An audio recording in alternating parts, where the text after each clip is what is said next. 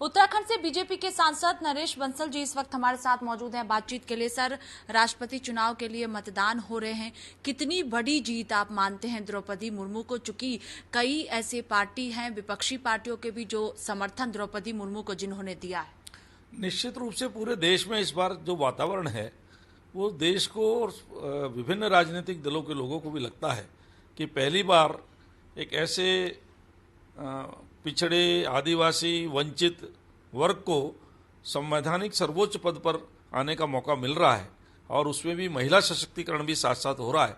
इसलिए जो देश को प्रगति के पथ पर देखना चाहते हैं वो सब इस निर्णय के साथ हैं और खुलकर के समर्थन कर रहे हैं। अनेक पार्टियां जो विपक्ष की हैं उनका वैचारिक मतभेद होगा, लेकिन उनके सांसदों में भी इस प्रकार की खुदबुदाहट है कि पहली बार एक ऐसे वर्ग को जिनको आदिवासी, पिछड़ा कहा जाता है, जो वंचित हैं, जिनको आज तक 70 साल में देश की प्रगति में भाग लेने के बहुत कम अवसर मिले हैं, उनको संवैधानिक सर्वोच्च पद पर स्थापित किया जा रहा है। तो ये देश के लिए अच्छी बात है।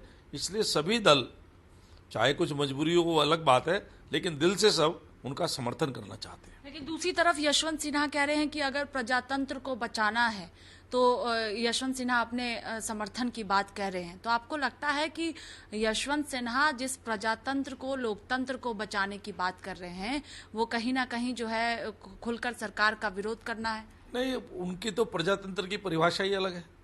प्रजातंत्र तो बच ही रहा है जब चुनाव हो रहा है। चुनाव प्रजातंत्र में ही होता है और राष्ट्रपति पद का चुनाव हो रहा है, तो कौन सा प्रजातंत्र खतरे में है? उनकी परिभाषाएं बदलती रहती है समय। उन्होंने किस किस को क्या क्या कहा है वो स्टेटमेंट देखने की आवश्यकता है। कभी सोनिया गांधी जी के लिए क्या कहा है, लालू यादव जी के लिए क्या कहा है, मुलायम सिंह जी के लिए क्या कहा है, वो सब रिकॉर्ड पर है।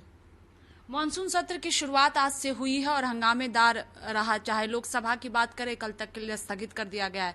राज्यसभा सांसद हैं आप, राज्यसभा को भी स्थगित कर दिया गया है। विपक्षी पार्टियों की रणनीति है कि जो है तमाम मुद्दों पर सरकार को घेरना है। अग्निपथ स्कीम को लेकर खास तौर पर विपक्षी पार्टियां सरकार को घेरने की तैयारी में जुटी हुई है। नहीं, पूरे देश ने देखा है कि अग्निपथ से योजना आने के बाद किस प्रकार से विपक्ष ने भड़काने का प्रयास किया, संपत्ति को नुकसान पहुंचाया गया।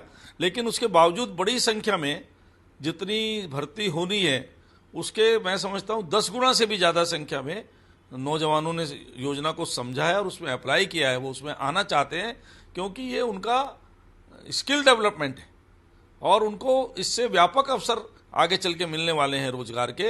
ये उनकी समझ में आ रहा है। देश की सुरक्षा के साथ विपक्ष इसका विरोध करके खिलवाड़ कर रहा है और नौजवानों के साथ भी खिलवाड़ कर रहा है, लेकिन नौजवान इसको समझ रहे हैं और अग्निपथ योजना का नौजवान समर्थन कर रहे हैं, उसमें बड़ी संख्या में भाग ले रहे हैं। लेकिन कांग्रेस पार्टी के राज्यसभा सांसद हैं कई जो कह रहे हैं कि अग्निपथ स्कीम को सरकार को वापस लेना होगा, नहीं तो मानसून सत्र के दौरान हंगामे होता रहेगा। हंगामा होना, कोई देश को रोकने का प्रयास करेंगे तो देश रुकेगा नहीं। देश अब बदल चुका है, देश आगे बढ़ रहा है।